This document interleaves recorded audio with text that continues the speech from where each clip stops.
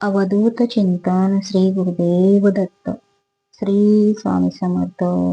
नमस्कार मंडळी. अक्षय तृतीया सकाळीच अक्षय तृतीयेच्या दिवशी सकाळीच घरात आम्हाला झाडाचे एक पान शत्रू लोटांगण घालील.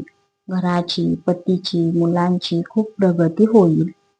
अक्षय तृतीय हा हिंदू धर्मातील 3.5 मुहूर्तापैकी एक असा स्वयंसिद्ध मुहूर्त ज्या दिवशी केलेले दान, धर्म आणि कर्म कधीच संपत नाही. ते अक्षय राहते. पण मंडळी, तुम्हाला माहित आहे का, आपल्या शास्त्रात आणि निसर्गाच्या कुशीत अशी काही गुपिते लपलेली आहेत जी केवळ योग्य वेळी उघडली तर गरिबातल्या गरीब माणसाचे नशीब पालटायला वेळ लागत नाही. अनेकांना वाटतं की अक्षय तृतीया म्हणजे फक्त सोने खरेदी करणं. पण ज्यांच्याकडे सोनं घ्यायला पैसे नाहीत त्यांनी काय करायचं, त्यांच्यासाठी आजचा हा व्हिडिओ आहे. आज मी तुम्हाला अशा एका विशिष्ट आणि दैवी वृक्षाबद्दल सांगणार आहे ज्याचं फक्त एक पान उद्या सकाळी तुम्ही योग्य विधीने घरात आणलं तर तुमच्या पतीची रखडलेली प्रगती, मुलांच्या यशातील अडथळे आणि घराची आर्थिक बरकत यात असा चमत्कार घडेल की तुम्ही स्वतः थक्क व्हाल. इतकंच नाही तर तुमच्या प्रगतीवर जळणारे, तुमच्या घरात कलह निर्माण करणारे शत्रू तुमच्या समोर नतमस्तक होतील. पण ते झाड नेमकं कोणतं, ते पान आणण्याची विशिष्ट वेळ कोणती आणि सर्वात महत्त्वाचं म्हणजे ते पान आणताना कोणती एक भयानक चूक टाळायची आहे, हे सर्व जाणून घेण्यासाठी हा व्हिडिओ शेवटपर्यंत नक्की पहा. माहिती अर्धी ऐकली तर त्याचे परिणाम मिळत नाहीत, म्हणून एकही संकेत स्किप करू नका. व्हिडिओमध्ये पुढे जाण्यापूर्वी कमेंट बॉक्समध्ये आपली उपस्थिती आणि श्रद्धा व्यक्त करण्यासाठी श्री स्वामी समर्थ, ओम गण गणपतेय नमः आणि ओम नमो भगवते वासुदेवाय हे 3 मंत्र नक्की लिहा. तुमची एक कमेंट तुमच्या आयुष्यात सकारात्मक ऊर्जेचे दार उघडू शकते. व्हिडिओ आवडला तर आत्ताच लाईक करा, जास्तीत जास्त शेअर करा आणि अशाच माहितीसाठी आपल्या चॅनेलला सबस्क्राईब करा. तर मंडळी, अक्षय तृतीयेचा हा दिवस केवळ पंचांगातील एक तारीख नाही, तर तो निसर्गाचा आणि ईश्वराचा आपल्याला मिळालेला एक वरदान आहे. हा दिवस म्हणजे भगवान विष्णूंचे भगवान विष्णूंचे 6वे अवतार भगवान परशुराम यांचा जन्मोत्सव. याच पवित्र दिवशी स्वर्गातून माता गंगेचे पृथ्वीवर आगमन झाले होते, ज्याने सगर पुत्राचा उद्धार केला. पण तुम्हाला माहित आहे का, या दिवसाला अक्षय का म्हणतात? क्षय म्हणजे संपणे आणि अक्षय म्हणजे ज्याचा कधीच नाश होत नाही. इतकंच काय, महाभारतातील एक अतिशय सुंदर प्रसंग आहे. जेव्हा पांडव वनवासात असताना त्यांच्याकडे पाहुणे आले आणि घरात अन्न नव्हते, तेव्हा भगवान श्रीकृष्णाने द्रौपदीला अक्षय पात्र दिले होते. त्या पात्राचे वैशिष्ट्य असे की जोपर्यंत द्रौपदी जेवण करत नाही तोपर्यंत त्यातून अन्न कधीच संपत नसेल. याचाच अर्थ असा की उद्याच्या अक्षय तृतीयेच्या दिवशी ब्रह्मांडातील सकारात्मक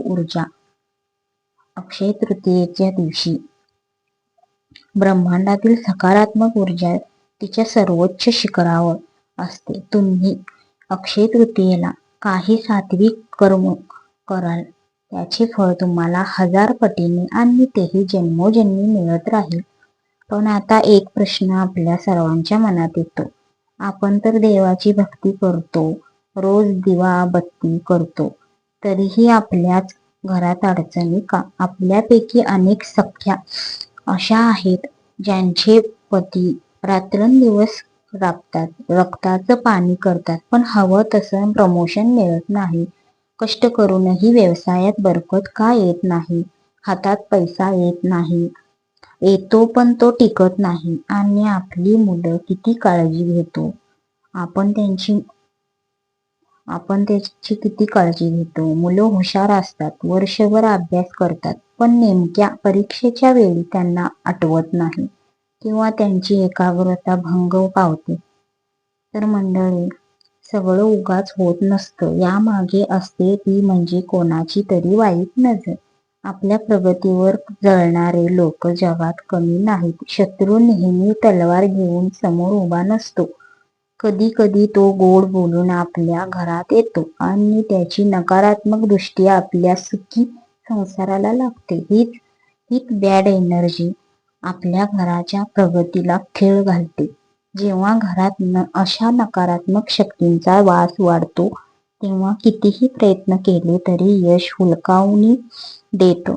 मग अशा वेळी काय करायचं? मोठ्या पूजा अर्चा सगळ्यांनाच परवडतात असं नाही. म्हणूनच आपल्या पूर्वजांनी निसर्गातील काही वनस्पतीमध्ये देवाचा अंश शोधला आहे. आज मी तुम्हाला ज्या झाडाच्या पानाबद्दल सांगणार आहे ते पान म्हणजे केवळ वनस्पतीचा भाग नाही, तर ते साक्षात भगवान विष्णू आणि माता लक्ष्मीचे स्वरूप आहे. शास्त्र सांगतं की ज्या घराच्या उंबरठ्यात हे पान योग्य विधीने प्रवेश करतं तिथे दारिद्र्य राहूच शकत नाही. हे पान घरात आणणं म्हणजे जणू काही तुम्ही प्रत्यक्ष लक्ष्मी मातेलाच आपल्या घराचा पत्ता सांगण्यासारखं आहे. हे पान तुमच्या पतीच्या कामातील अडथळे दूर करेल आणि मुलांच्या बुद्धीला एक वेगळीच दिशा देईल. चला तर मग आता वेळ न घालवता जाणून घेऊया या चमत्कारी दैवी आणि भाग्य बदलणाऱ्या वृक्षाबद्दल.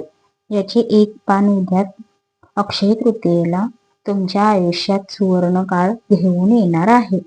आता आपण वळूया आपल्या आजच्या व्हिडिओच्या सर्वात मुख्य विषयाकडे, ज्याची तुम्ही आतुरतेने वाट पाहत आहात. तर मंडळी, ते झाड कोणतं? निसर्गात अनेक पवित्र वृक्ष आहेत, पण अक्षय तृतीयेच्या या शुभ मुहूर्तावर ज्या झाडाची शक्ती कैक पटीने वाढलेली असते ते झाड आहे पिंपळ.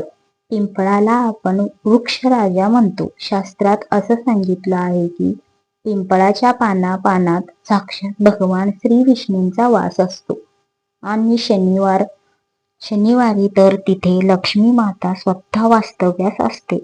उद्याच्या शुभ दिवशी म्हणजे अक्षय तृतीयेच्या दिवशी या झाडाची सेवा करणे म्हणजे साक्षात परमेश्वराची सेवा करण्यासारखे आहे.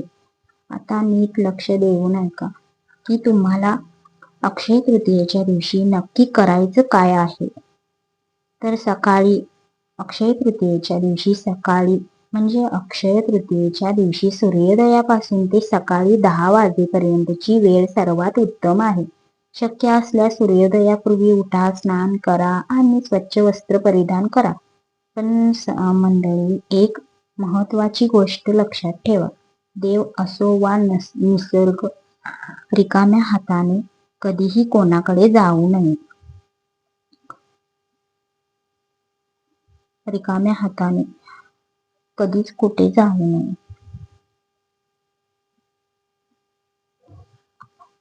पिंपळाच्या झाडापाशी जाताना एका तांब्यामध्ये शुद्ध पाणी घ्या आणि त्यात थोडं दूध आणि थोडी साखर टाका. हा गोडवा तुमच्या आयुष्यातही गोडवा घेऊन येईल. जेव्हा तुम्ही झाडापाशी पोहोचाल तेव्हा सर्वात आधी त्या दिव्य वृक्षाला मनोभावे नमस्कार करा. तो तांब्यातील गोड पाण्याचा अर्ध्या झाडाच्या मुळाशी अर्पण करा. त्यानंतर हात जोडून डोळे मिटून अत्यंत नम्रपणे प्रार्थना करा. म्हणा, हे वृक्ष राजा, आजच्या या अक्षय मुहूर्तावर मी तुमच्या कुटुंबातील एक पवित्र पान माझ्या घरी घेऊन जात आहे. हे देवा, माझ्या पतीच्या मार्गातील अडथळे दूर कर, माझ्या मुलांच्या प्रगतीला आशीर्वाद दे आणि माझ्या घरातील दारिद्र्य मुळासकट नष्ट कर. माझ्या शत्रूंची बुद्धी सात्विक कर आणि त्यांच्या वाईट नजरेपासून माझ्या संसाराचे रक्षण कर. ही प्रार्थना तुमच्या अंतःकरणातून आली पाहिजे, कारण शब्दात नाही तर भावनेत शक्ती असते. आता पान कसं निवडायचं हे नीट समजून घ्या.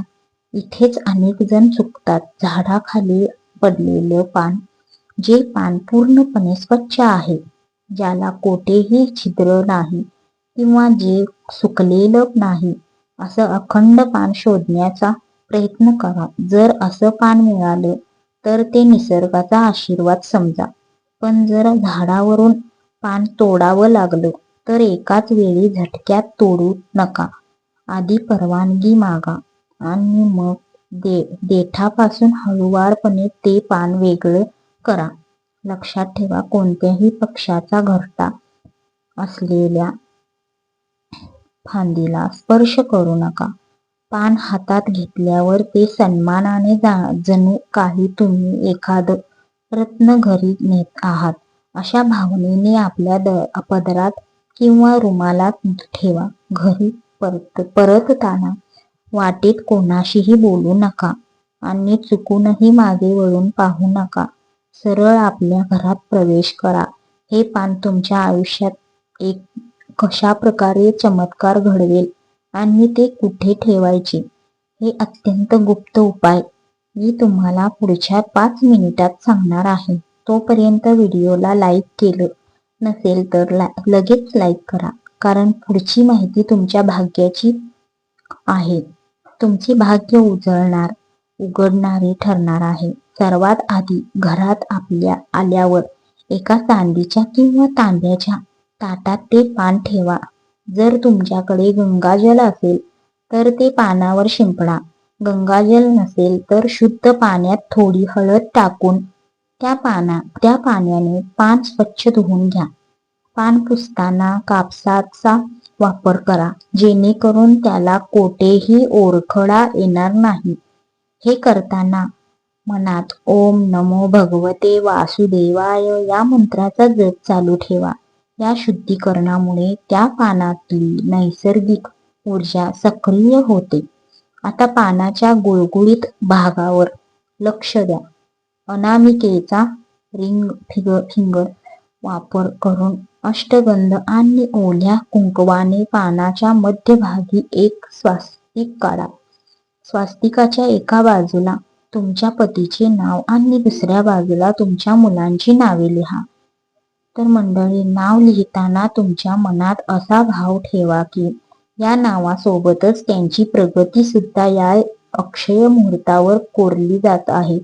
हे नाव लिहिताना तुमच्या पतीच्या नोकरीतील अडथळे आणि मुलांच्या अभ्यासातील भीती दूर व्हावी अशी मनोभावे प्रार्थना करा. आता वळूया अशा उपायाकडे जो तुमच्या शत्रूंना शांत करेल. पानाच्या देठापाशी, जिथे देठ पानाला जोडलेला असतो, तिथे 7 अखंड काळी मिरी ठेवा. काळी मिरी ही नकारात्मकता शोषून घेण्याचे प्रतीक आहे. ती मिरी तिथे ठेवताना डोळे मिटा आणि त्या व्यक्तीचे किंवा त्या परिस्थितीत स्मरण करा जी तुम्हाला त्रास देत आहे. मनातल्या मनात ठामपणे म्हणा, तुझी वाईट दृष्टी, तुझा मत्सर माझ्या घरावरून आणि माझ्या माणसावरून कायमचा हटला आहे. माझ्या घरात फक्त सुखाचा प्रवेश होत आहे. तुम्ही पाहाल, जे लोक तुमच्याबद्दल वाईट विचार करत होते त्यांची बुद्धी पलटेल आणि ते स्वतःहून तुमच्याशी सन्मानाने वागू लागतील. आता हे सिद्ध झालेलं पान आपण तुमच्या देव्हाऱ्यात घेऊन जा. जर तुमच्याकडे लक्ष्मी मातेची मूर्ती किंवा फोटो असेल तर त्याच्या चरणापाशी हे पान लाल कापडावर ठेवा. जर तुमच्याकडे अक्षय तृतीयेचा कलश असेल तर त्या कलशाच्या खाली सुद्धा तुम्ही हे पान ठेवू शकता. संध्याकाळी, अक्षय तृतीयेच्या संध्याकाळी म्हणजेच अक्षय तृतीयेच्या प्रदोष काळी या पानासमोर गाईच्या तुपाचा एक दिवा लावा. दिव्याची वात उत्तर दिशेला असावी. त्या दिव्याच्या प्रकाशात त्या पानाची शक्ती संपूर्ण घरात पसरू द्या. तर मंडळी, तुम्ही स्वतः अनुभवाल की अवघ्या काही दिवसात घरातलं चिडचिडीत वातावरण कमी होईल. पतीला नवीन कामाच्या संधी मिळतील आणि मुलांची अभ्यासातली एकाग्रता वाढेल. मंडळी, उपाय तर आपण पाहिलाच, पण कोणताही शुभ मुहूर्त तेव्हाच फळ देतो जेव्हा आपण त्या दिवसाचे नियम पाळतो. अक्षय तृतीयेला काही गोष्टी आवर्जून करायच्या असतात, तर काही गोष्टी चुकूनही करायच्या नसतात. चला तर मग जाणून घेऊया या दिवसाची नियमावली. तर अक्षय तृतीयेला हे आवर्जून करा. पवित्र स्नान. अक्षय तृतीयेला लवकर उठून अभ्यंग स्नान किंवा शक्य असल्यास पाण्यात थोडे गंगाजल टाकून स्नान करा. यामुळे शरीरातील नकारात्मक ऊर्जा नष्ट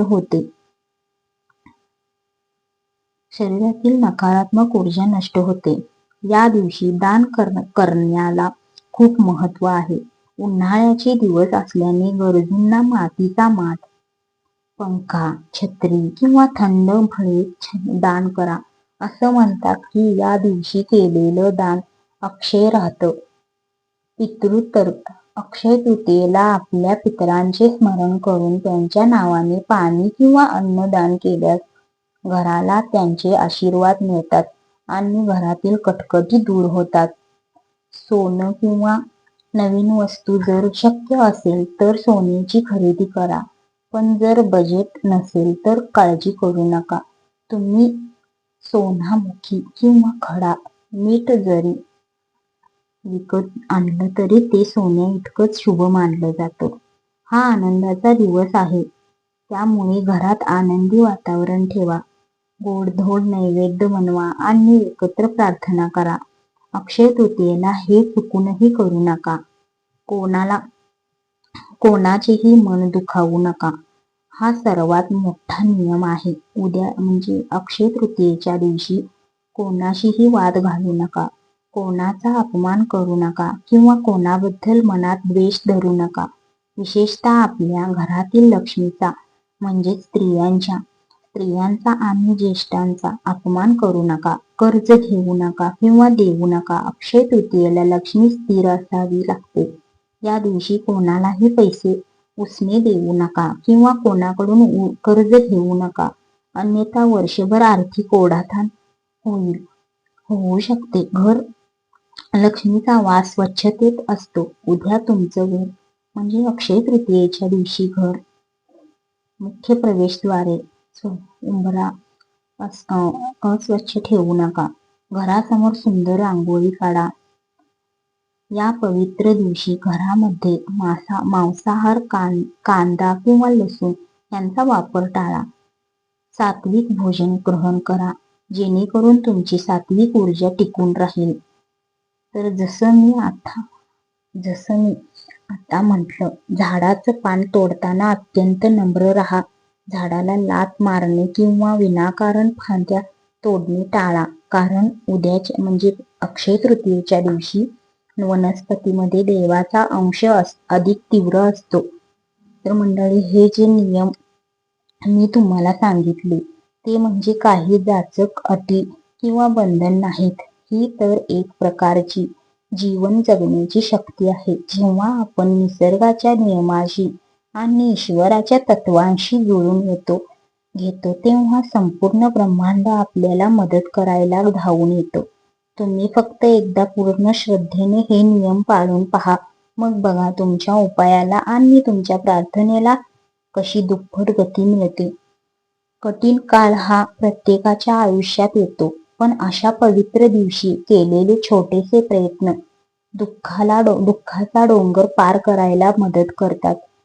तर माझ्या मित्रमंडळींनो, हा व्हिडिओ बनवण्यामागे माझा एकच उद्देश आहे, तुमच्या संसारात सुख, शांती आणि समृद्धी नांदो.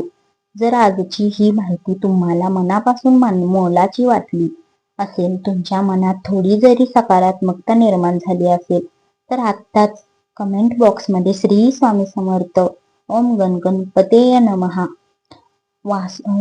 ओम नमो भगवते वासुदेवाय नमः नक्की लिहा.